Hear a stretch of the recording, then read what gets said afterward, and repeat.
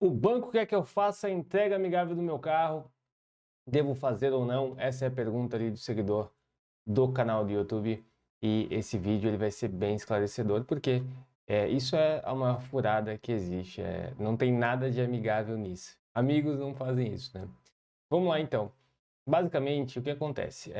Quando você faz um financiamento de veículo, você coloca o seu carro em alienação fiduciária, ele fica em garantia daquele pagamento, né? Daquele empréstimo barra financiamento que você fez.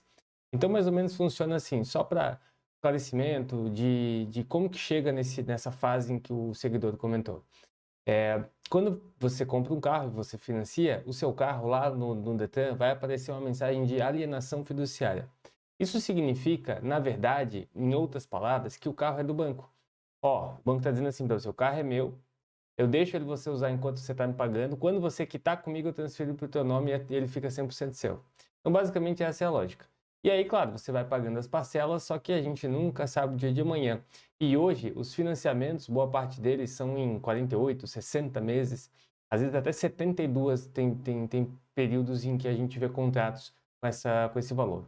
O que a gente vê também é contratos com aquela pegadinha de uma parcela, como se fosse um balão na metade do contrato. Então, as parcelas começam baixinhas, R$ 500, R$ 300, R$ 400.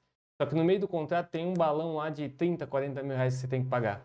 E aí, quando chega nessa fase, a pessoa não juntou dinheiro, ela não tem condições de pagar, o banco pode fazer a busca e apreensão.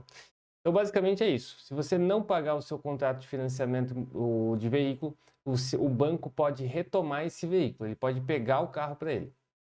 Existem duas formas do banco fazer isso. Uma é através de uma notificação extrajudicial. Existe a possibilidade da retomada, ou seja, da busca e apreensão extrajudicial desde o ano passado, desde 2024.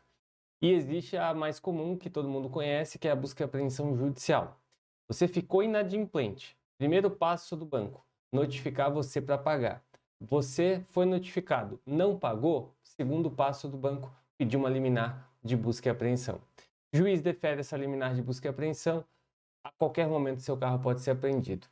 Não se engane, hoje o banco, sempre teve na verdade, mas como que funciona para achar teu carro? O banco tem ali olheiros, ele tem contratados, né, pessoas contratadas para fazer essa apreensão desse veículo e para que tenha efetividade a localização, encontrar de fato o veículo e apreender ele e levar para um pátio. O banco fazendo essa apreensão, ele vai levar o seu carro a leilão. Levando ele a leilão, o seu carro pode ser arrematado por até metade do preço. Então você tem lá um financiamento de um carro que custa 50 mil e você financiou 40. Esse seu financiamento de 40, a dívida toda do contrato é 80, vamos supor. Esse carro que valia 50 foi apreendido, vai ser vendido por 25, acompanha. Esse 25 que foi vendido vai amortizar sua dívida, só que lembra que você devia 80 mil?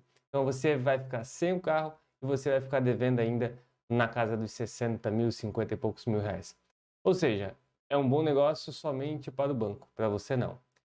Primeira coisa que eu quero deixar claro aqui é que sempre que você for entrar num financiamento, saiba se você vai ter condições de pagar as parcelas futuras e esse balão. Se você tem algum receio de que você não tenha a capacidade financeira disso, não se arrisque em se colocar no financiamento, porque a gente nunca sabe o dia de amanhã. Daqui a pouco você não tem tanta certeza assim se seu trabalho vai bem, se você vai ser demitido, então não se coloque numa posição dessa. E aí, no meio disso tudo, vem ali a tal da entrega amigável. Ou seja, para o banco é muito mais barato entrar em contato com você e falar para você entregar o carro do que entrar com uma ação, porque daí ele vai ter que pagar advogado, custas processuais, enfim, diversas despesas que ele vai ter que antecipar e que se você entregar o carro para o banco, ele não precisa de nada disso.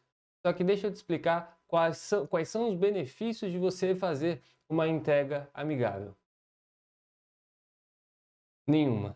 Então, esse silêncio foi provocativo no sentido de dizer que não há nenhum benefício.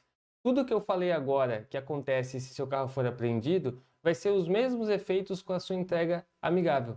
Você não vai ter a quitação da dívida, você não vai ter redução de dívida, você vai ter o carro sendo vendido em leilão. Esse carro sendo vendido em leilão, ele vai amortizar parte do valor da sua dívida e vai continuar toda a dívida restante. Então você basicamente vai facilitar a vida do banco. Você não vai facilitar a sua, só a do banco. Nunca vi acontecer, embora já vi relatos de entrega amigável com quitação. Quando há essa quitação, desconfie. De alguma forma o banco está ganhando, o banco nunca vai perder. Essa é a natureza do jogo bancário. A estratégia do banco é sempre ganhar. Então, se tiver, por algum motivo, alguma possibilidade de entregar o carro condicionada à quitação, certamente o saldo devedor seu já está muito baixo e para o banco vale a pena fazer essa quitação, porque daí ele não tem que te devolver nada. Porque vamos supor um outro exemplo, que você tivesse lá um contrato de, então, 80 mil, você pagou já 70 mil reais, falta só 10 mil. Você passou por uma crise financeira e não consegue mais pagar.